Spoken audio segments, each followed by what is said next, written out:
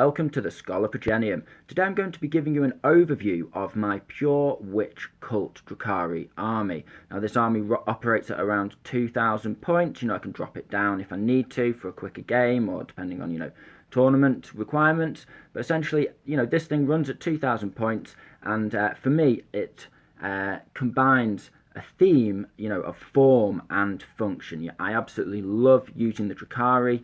You guys know I'm a Blood Angels player at heart, but I've run many forces. I've been playing war games for decades now, but the speed and lethality of this force is something that you cannot help but enjoy, and it's something that you need to be really prepared for, because with the recent Drukhari Codex drop, the witch cults got a big boon in their rules. They became very effective. I'm sure all of you out there who are Drukhari players are used to running a few witches, but Coven and Cabals as well are generally favoured as the main bulk of a Drukhari force in recent years. However, now I think we're going to see a lot more witch units out there. So I'm not going to go into massive amounts of detail on every single unit. I'm just going to give you an overview of how I run my army and the sort of adaptations that I've made in light of the new rules and stuff to keep an eye out for, whether you're facing witch cult units or whether you're running them. So let's have a look at this in a bit more detail. Now obviously I've talked about the fact that I've got a theme here, and just to give you a brief overview of my headcanon, my army fluff or lore, so to speak, is that I see Camorra as this sort of vast metropolis, obviously in the webway, and there's a sort of an underlying theme of almost neo-capitalism there. I love my sci-fi, and for me, when I look at my witch cult, I see them as entertainers in a world where anything goes. And, there's all different sectors or, stratums, layers, levels to Drukhari society. And, at the end of the day, there's a lot of people out there, a lot of Drukhari out there who are just working and living their lives, not necessarily always going out on raids. Maybe they manage slaves on a splinter pistol construction line. Maybe they are a merchant or a dealer of exotic chemicals. But at the end of the day, there's people or Drukhari out there who are Dark Elder, and they're coming home at the end of a long day. Now they need to sustain themselves via violence and murder, but they don't necessarily want to, after a long day, go out there, enter the back alleys of Camorra and, murder someone, get involved in some kind of a violent encounter one-on-one, and they don't also necessarily want to always,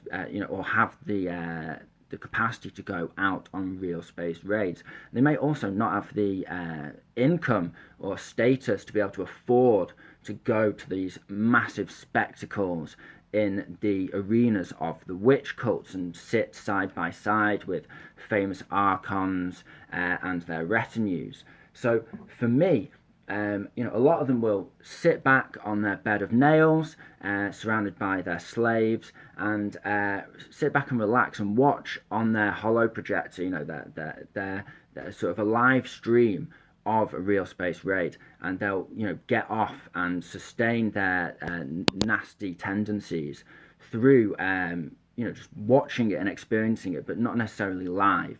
And that's what my witch cult provide. I imagine they're very heavily vehicle run. They've all got like live streaming cameras attached to their gear, attached to their weapons, and they live stream their violence and murder. They're not there necessarily to capture slaves or anything like that. They're there purely to put on a spectacle and put on a show for an audience on a nightly basis. And that's where I'm at with my cut, and I really enjoy that, and I've really tried to theme my army around that idea. So, sometimes you might look at my selection of units and you might think, oh, that's not necessarily optimal. I do plan on taking this army to a tournament in a couple of months when, UK restrictions are down. I've already signed up. I'm on the team, but I'm making some sacrifices of, having an absolutely mega optimized list just to stick with the theme. A good example of that is, of course, yeah, you can see that I've got two razor wings there. Now, razor wings are witch cult, and razor wings are in the lore sort of very successful Reaver jet bike pilots who've made it big. They've won many championships. They've made loads of money, and they can afford to buy the ultimate racing jet engine, which is a razor wing jet fighter. They've upgraded for the chasing the speed from a Reaver jet bike. So instead of taking Ravagers, obviously they can take an extra gun. They're more powerful, more optimized for fire support. I really enjoy using the razor wings, and they still do the job well. They don't let me down. You've got a couple of them there, and they're really able to help me out. Another thing I might mention are my clawed fiends. Now, I could swap these out for an extra raider full of witches, or other bits and bobs. I could boost my bike squads up here and there, or there's a variety of things I could do. I could even get some Cabalites in there and a real space raiding party. But for me, I enjoy using the clawed fiends. I use them as kill bots. I imagine they're like these, just there to add spectacle and add amazement and do really cool stuff when these witches are doing their thing, putting on a show for the audience. So I love the idea of having these kill bots. They are actually clawed fiends by the rules, but they're about the same size and everything like that. And they are able to hold on to objectives because they're tougher than witches. The rest of my infantry are all technically they're beasts, but you know what I mean. They're able to move very fast. They're able to hit really hard. They're toughness 5. They've got 4 wounds each off the top of my head. They're a useful unit to have around and well costed. You get what you pay for. And there's another use for them, which is your opponent's going to certainly blow up a couple of your transports when you're playing in the first turn. And when your characters hop out, your witches do not suffice at all as a screen to protect your characters. Those witches will be swatted aside by the most minor bit of Daka. They haven't got a feel no pain anymore. They've just got a 6 up in them, which they already had. So you need something meatier there to absorb the fire if your characters get exposed when they get blown out of their transport, out of their raider or venom. So they're always useful to have sort of deployed midfield or near where I feel like my opponent's going to focus their firepower, and I can run them ahead, advance them, not worried about shooting with them or anything like that. They can just be a moving obstacle that support my characters and keep them alive. So as you can see, obviously there's going to be an endless argument about Venoms versus Raiders, but for me now, I have several of each. I'm running 2 Raiders and a Venom because I want to run 25 Witches, and that's enough for me. That's what I found is, functioning well in the army.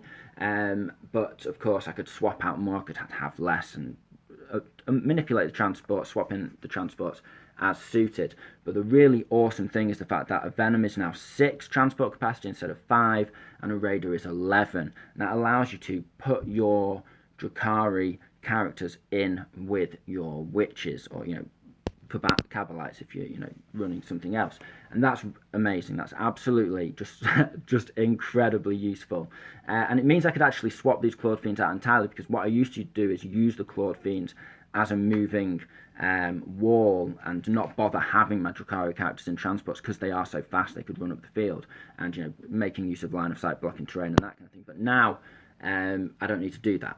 So it just frees up those units and just makes the whole army way more flexible and just able to do what it needs to do when it needs to do it. And that is, really the core theme of the Witch Cult. They've got that speed and they've got that lethality, but they're not very resilient at all.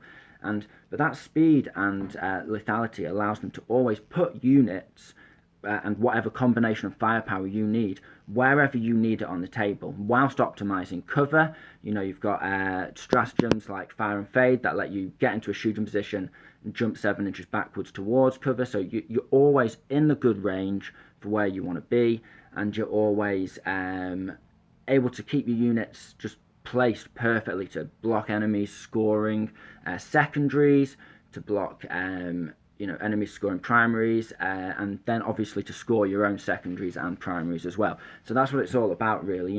You go where you want to go, and when you arrive, you just destroy anything that's there and take control of that area of the battlefield just instantaneously. Now, the overall organisation for Cult. Now, I can run these guys as I could obviously swap a few bits in and out now that the codex allows for combined forces and real space raider detachments, but I'm not going to look into that for now. That's obviously the subject of another video. For now, what I'm doing is I'm running these guys as just Cult of Strife, and the reason I'm doing that is because that +1 strength that they get base is what I'm after, because it allows me to combine it with the witches to make them all strength 4, and because Reaver jet bikes have been upgraded to their blades, what are they called? Blade vanes, are now, instead of being just set strength 4, they're +1 strength, so combined with the Cult of Strife, they're +2 strength, and I use the +1 attack drug exclusively on my witches, and the +1 toughness drug exclusively on my Reaver jet bikes. And the reason for that is because it makes my Reaver jet bikes 18-inch move, they're strength 5, toughness 5, and 2 wounds each, and obviously loads of attacks that they're chucking out as well. 2 attacks a model, I believe it's off the top of my head.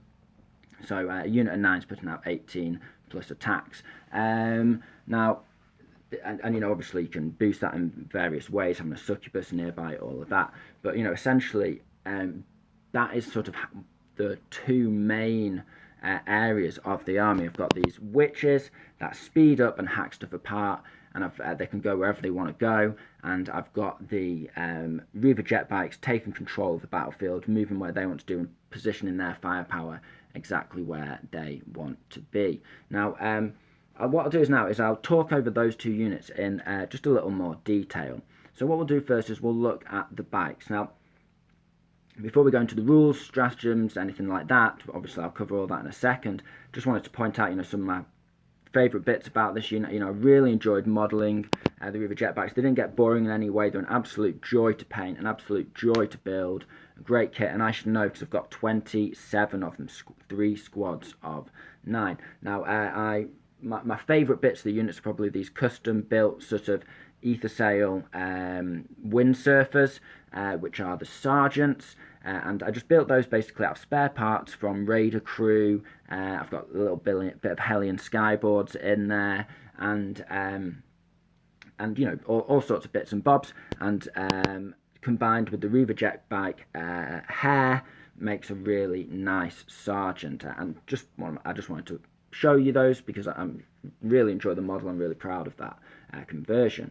Now, let's have a look at how we use these bikes. Now, these bikes, they can absolutely smash it across the board at 18 inches, and they can auto advance a further 8 inches whenever they want. And if you select the blaster witches, then they can also essentially fire having done this advance. So they can position basically anywhere, and being able to sort of ignore levels of terrain.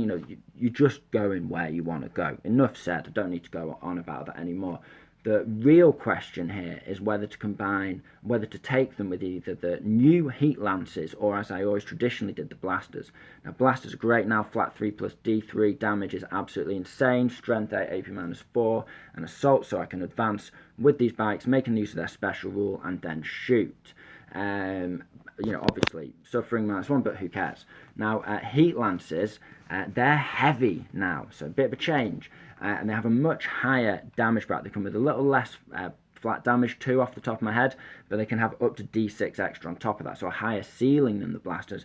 However, it weighs down these Reaver jet bikes, and actually you feel it when you can only go the 18-inch flat movement of the jet bikes. When you can't, sometimes you just want to push that little bit further into a bit of terrain, or just within range of a unit that you want to blow up. And because these bikes are all about getting where they need to be when they need to be there, not being able to make use of the heavy weapons when they arrive, or being restricted and not being able to make use of that special rule is a big trade-off for the bikes. Now, I've run them with the Heat Lancers and they've absolutely kicked butt. So I'm not saying that it's a bad selection. It's just that is the thing you're deciding on here. Do I want that extra reach to really lean into that board control, or do I want that set potential for a slightly higher damage bracket against opponents? Because they're both strength 8, AP -4. Now, I take my bikes exclusively with +1 toughness, take them up to toughness 5. And the reason for this is just that you need them to be able to absorb a lot of fire. Your opponent is going to pour a lot of damage and energy into taking these units off the board, and they need to, because the longer that they're around, the more they're scoring for you and the more they're disrupting the scoring of your opponent. And if you're facing these bikes, you need to get rid of them because they are going to block you from various stuff. They can kill your unit. If you want to just run a little unit on to engage on all fronts, you just want to hop something across the boundary of a table quarter, these bikes will kill you. And make sure you don't get that the next time. And they stop you from spreading your forces out, and they almost herd you. So if you're facing these guys, you're going to want to kill them off. Now, the massive loss that these bikes have lost is that 6-up Feel No Pain that all Drukhari have lost. That was the Battle Round 1 Power from Pain bonus. They used to all get Feel No Pain 6-up, and that was incredible. And on these bikes with toughness 5 and 2 wounds and stratagems that you can spend on them, I'll go about that in a second, you could really make these bikes hard to remove. But honestly, I've played, as I said, a few games with them without the Feel No Pain, and you can feel it. You have to be a lot more clever with these bikes, and focus your fire on them, and they will go. It seems, if you're facing these units, you can get them off the table a lot more easily than you used to be able to. But you need to, because they're that much more lethal now. They've got extra strength, and they can rip through units without hesitation. Now, a couple of the stratagems that I like to use with these are, as I've mentioned, Fire and Fade, which allows you to, I think the name of one of these has been changed, but essentially Fire and Fade allows you to, after you've shot, reposition, and I usually use that to get back into a safe spot. So if I need to just get ahead of a bit of cover, maybe to get into optimum range, blow something up, and then dive behind that cover.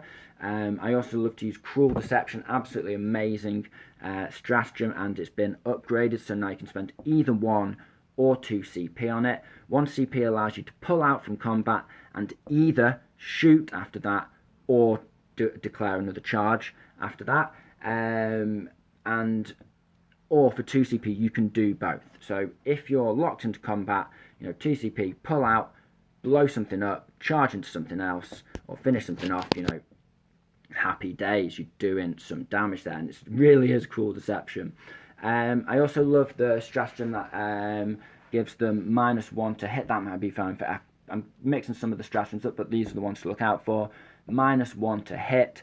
Now, that's been reduced to just 1 CP. It used to be 2, and the reason for that is, Games Workshop quite rightly have recognised the fact that there's only so many you can only stack a maximum of 1 -1 to hit overall on a unit, and a lot of the time, because of terrain and that kind of thing, units will already be on that -1 to hit, so 2 CP was too much.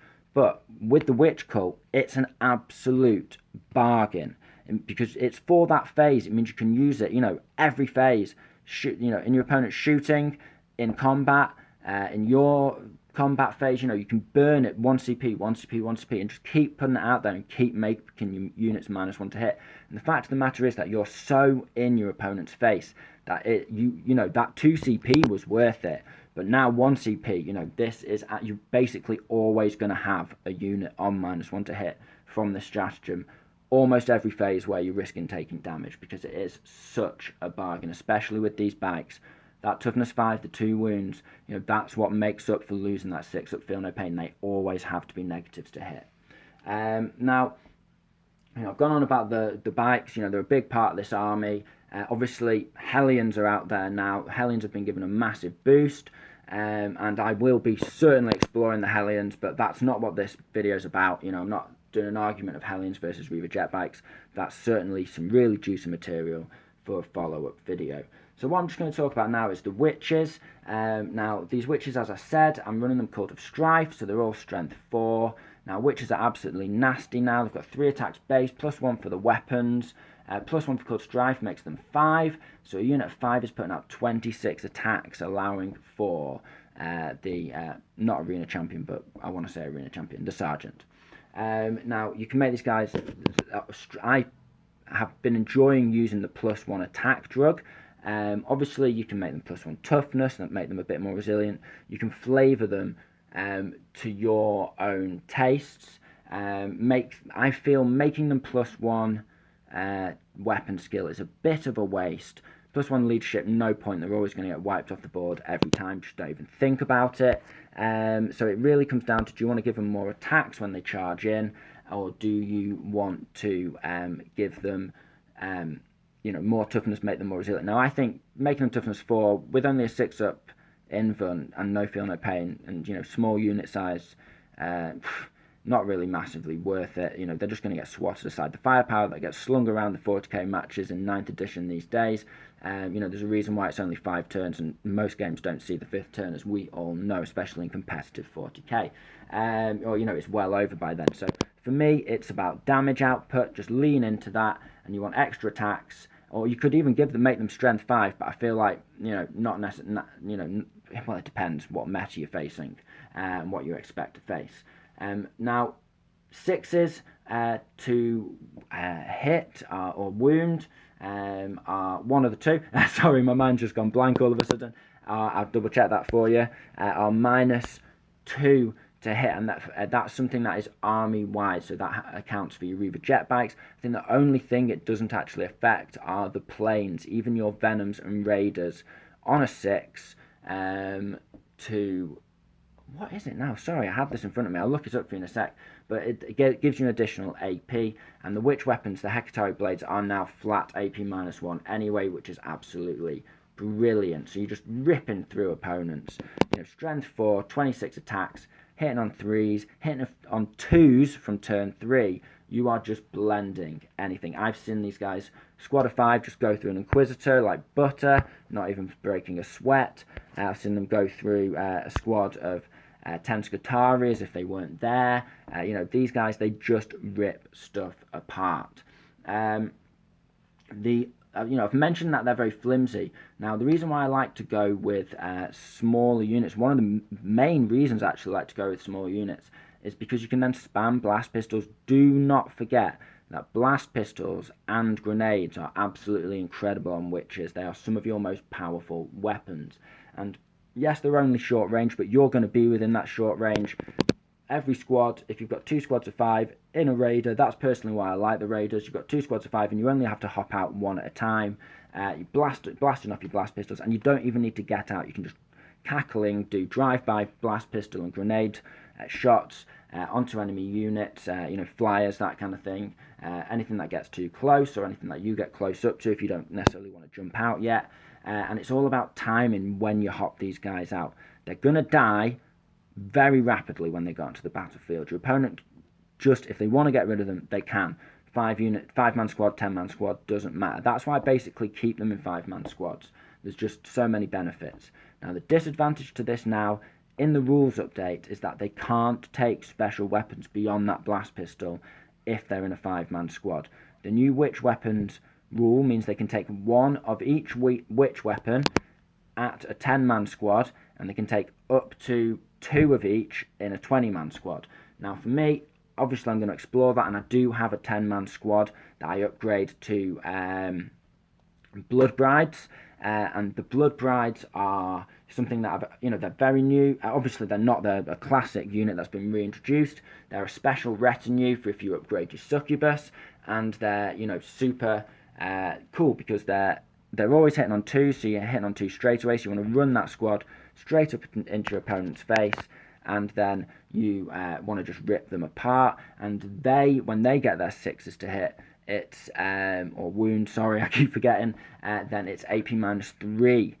So you just straight through armor, no worries. An additional AP -3, so AP -4, absolutely nasty. I apologise if I'm getting a couple of these rules slightly off. Just remember, this is an overview, and a lot of rules are subject to change anyway. Points are subject to change, so some bits can be swapped in and out of this army and I will be trying different stuff out. This is just an overview, off, straight out the gate for my witch cult and how I've updated them. So, I've talked about my army lore, talked about, how to play the army as a whole, talked about some of the specific units there. A couple of special mentions, so to speak, would be my Drozar. Now, I'm really happy with this guy. He's a custom-built Drozar. I really love the Drozar, Drazar, however you want to pronounce it, model.